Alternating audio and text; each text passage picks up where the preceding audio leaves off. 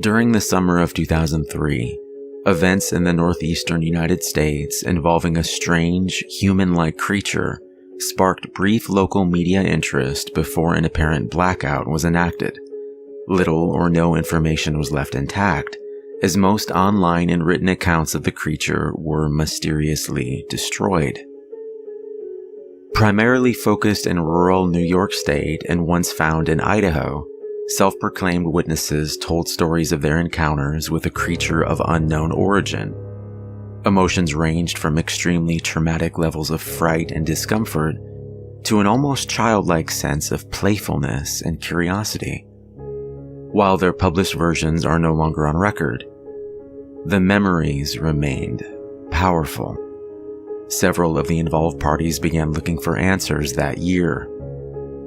In early 2006, the collaboration had accumulated nearly 24 documents dating between the 12th century and present day, spanning 4 continents. In almost all cases, the stories were identical. I've been in contact with a member of this group and was able to get some excerpts from their upcoming book. A suicide note, 1964. As I prepare to take my life, I feel it necessary to assuage any guilt or pain I have introduced through this act. It is not the fault of anyone other than him.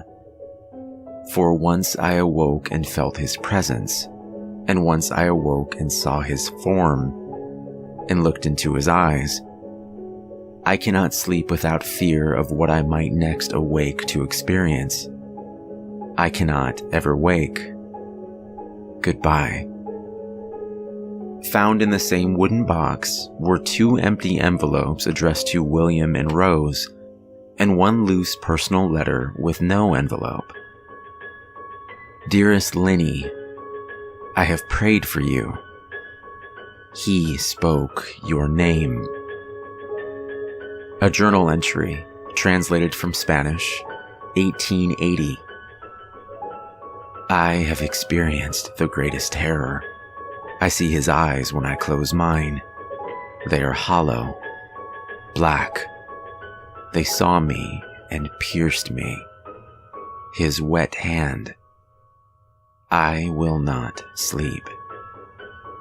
A mariner's log, 1691. He came to me in my sleep. From the foot of my bed I felt a sensation. He took everything. We must return to England. We shall not return here again at the request of the Rake. From a witness, 2006. 3 years ago, I had just returned from a trip to Niagara Falls with my family for the 4th of July. We were all very exhausted after a long day of driving, so my husband and I put the kids right to bed and called it a night. At about 4 a.m., I woke up thinking my husband had gotten up to use the restroom. I used the moment to steal back the sheets, only to wake him in the process. I apologized and told him I thought he got out of bed. When he turned to face me, he gasped and pulled his feet up from the end of the bed so quickly his knee almost knocked me out. He then grabbed me and said nothing. After adjusting to the dark for a half second, I was able to see what caused the strange reaction. At the foot of the bed, sitting and facing away from us, there was what appeared to be a naked man, or a large hairless dog of some sort. Its body position was disturbing and unnatural, as if it had been hit by a car or something. For some reason, I was not instantly frightened by it, but more concerned as to its condition. At this point, I was somewhat under the assumption that we were supposed to help him. My husband was peering over his arm and knee, tucked in the fetal position, occasionally glancing at me before returning to the creature. In a flurry of motion, the creature scrambled around the side of the bed, and then crawled quickly in a flailing sort of way, right along the bed until it was less than a foot from my husband's face. The creature was completely silent for maybe 30 seconds, or maybe it was just 4 or 5. It seemed like a long time, just looking at my husband.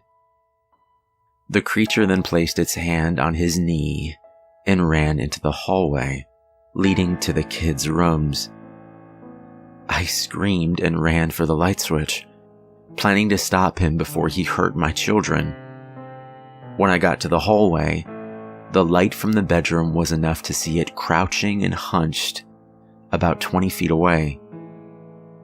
He turned around and looked directly at me, covered in blood. I flipped the switch on the wall and saw my daughter, Clara. The creature ran down the stairs while my husband and I rushed to help our daughter. She was very badly injured and spoke only once more in her short life. She said, "He is the Rake." My husband drove his car into a lake that night while rushing our daughter to the hospital. They didn't survive. Being a small town, news got around pretty quickly. The police were helpful at first, and the local newspaper took a lot of interest as well. However, the story was never published and the local television news never followed up either. For several months, my son Justin and I stayed in a hotel near my parents' house. After we decided to return home, I began looking for answers myself. I eventually located a man in the next town over who had a similar story. We got in contact and began talking about our experiences. He knew of 2 other people in New York who had seen the creature we now referred to as the Rake.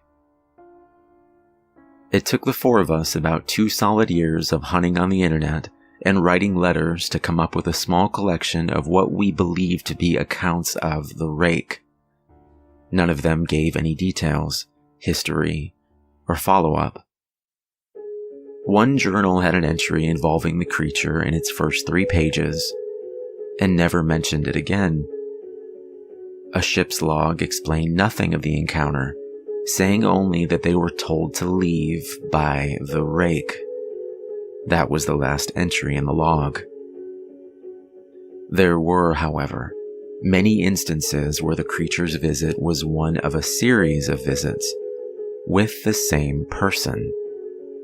Multiple people also mentioned being spoken to, my daughter included. This led us to wonder if the Rake had visited any of us before our last encounter. I set up a digital recorder near my bed and left it running all night every night for 2 weeks. I would tediously scan through the sounds of me rolling around in my bed each day when I woke up.